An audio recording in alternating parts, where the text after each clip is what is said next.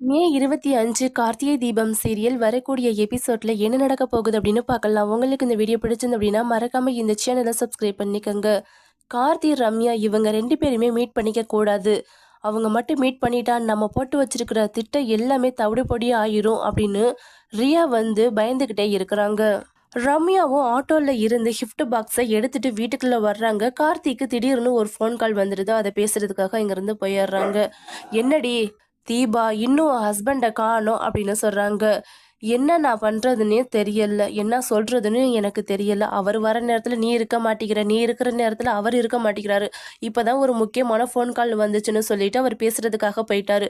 ஒரு 2 நிமிஷம் வெயிட் பண்ணிடி, நான் போய் கூட்டிட்டு வரேன் அப்படின்னு சொல்லிட்டு கூட்டிட்டு வர்றதுக்காக போறாங்க. ஏங்க இந்த டயத்துல தான் நீங்க ஃபோன் பேசணுமா? என்னங்க பிரச்சனை? முக்கியமான கால், அதனால தான் நான் அட்டன் பண்ணி பேசுறதுக்கு வந்தேன், சொல்லிட்டு தானே வந்தேன் அப்படின்னு கார்த்திக் சொல்றாங்க. இல்லைங்க, என் ஃப்ரெண்டு ஆமோ ரொம்ப நாளா உங்களை மீட் பண்ணணும்னு சொல்லிட்டு இருக்கிறா. ஆனா அவ வந்தா நீங்க இருக்க மாட்டேங்கிறீங்க, நீங்க வந்தா அவ இருக்க மாட்டேங்கிறா. நான் என்னதான் பண்றது உங்க 2 பேத்துக்குள்ள? ஃபர்ஸ்ட் வந்து அவளை மீட் பண்ணுங்க அப்படின்னு சொல்றாங்க.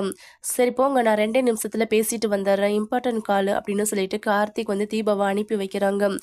இதே மாதிரியே போய்கிட்டு இருந்தா நல்லா தான் இருக்கும். அந்த ரம்யா வந்து சீக்கிரமா இந்த வீட்டை விட்டு போகணும். அப்பதான் கார்த்திகை வந்து பார்க்க மாட்டா. கார்த்திகை மட்டும் பார்த்துட்டான்னா சோலி முடிஞ்சிச்சு. நம்ம போட்டு வச்சிருக்கிற பிளான் எல்லாமே தவிடுபடி ஆயிரும். அந்த ஐஸ்வர்யா நம்மள சும்மாவே விட மாட்டா அப்படின்னு ரியா வந்து மறுபடியும் இன்னொரு பிளான் போட ஆரம்பிக்கிறாங்க. அதுக்குள்ளேயே கார்த்திக் ஃபோன் பேசிட்டு வந்தாடுறாங்க. ரம்யாவும் கார்த்திக்கும் மீட் பண்ணிடுறாங்க.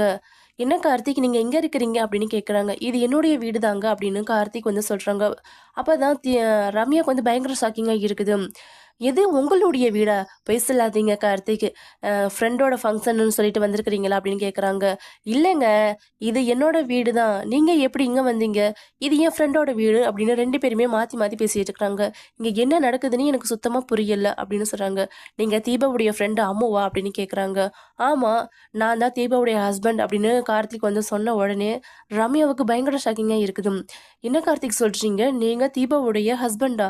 இது என்கிட்ட முன்னாடியே சொல்லலை அப்படின்னு சொல்றாங்க. ஏங்க, நீங்க தான் அவங்களுடைய ஃப்ரெண்டுன்னு எனக்கு எப்படிங்க தெரியும்? இப்போ நீங்க சொன்னதுனால தான் எனக்கே தெரிஞ்சது அப்படின்னு சொல்றாங்க.